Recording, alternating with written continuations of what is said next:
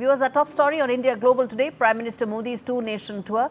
He will first be going to the UK. He's embarked for his fourth visit to the UK, and that will be followed by his visit to the Maldives, where he will be attending the Independence Day celebrations there. Now, this is a landmark visit of the Prime Minister, where he will be signing the free trade agreement between India and the UK that is expected to double bilateral trade from current $60 billion to $120 billion over the course of the next 5 years.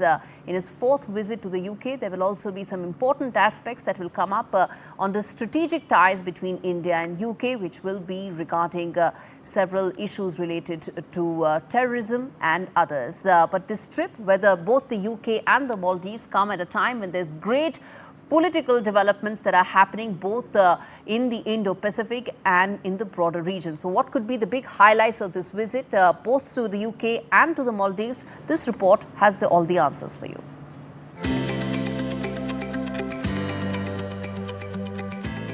A whirlwind 4-day visit with 2 strategic pit stops. Prime Minister Narendra Modi travels to the UK and Maldives from July 23rd to the 26th, blending trade diplomacy with geopolitical recalibration. In London, Prime Minister Modi will sign a landmark India-UK free trade agreement, the first major post-Brexit deal for Britain and a big-ticket win for Indian exporters. The pact slashes tariffs on 99% of Indian goods headed to the UK, while opening India's booming market to British cars, whiskey and more. 3 years of back and forth and now the ink on paper. The FTA promises to turbocharge bilateral trade and deepen the economic embrace between New Delhi and London. Beyond commerce, this visit signals stronger strategic alignment from cybersecurity to climate action and a shared vision for an open Indo-Pacific. From London, Prime Minister Modi heads to Male. He'll be the chief guest at the Maldives' 60th National Day, a symbolic gesture but one steeped in political meaning. This marks his first visit under President Mohammad Muizzu and the first since rocky diplomatic waters stirred by the India Out campaign and the island nation's pivot towards China. Once hailed as the cornerstone of India's neighbourhood-first policy, ties with Male hit turbulence.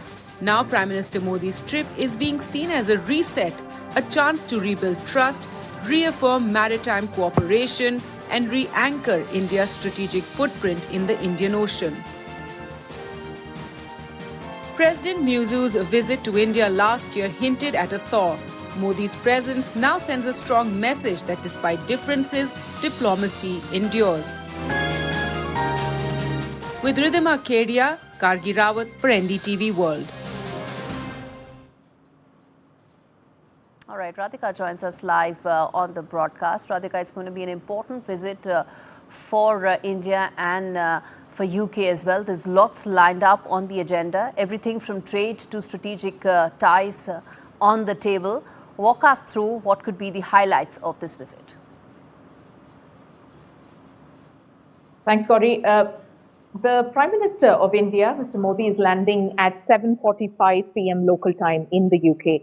And it's likely to be a little over 24 hours, a very short trip, but a very significant and a very busy trip nonetheless.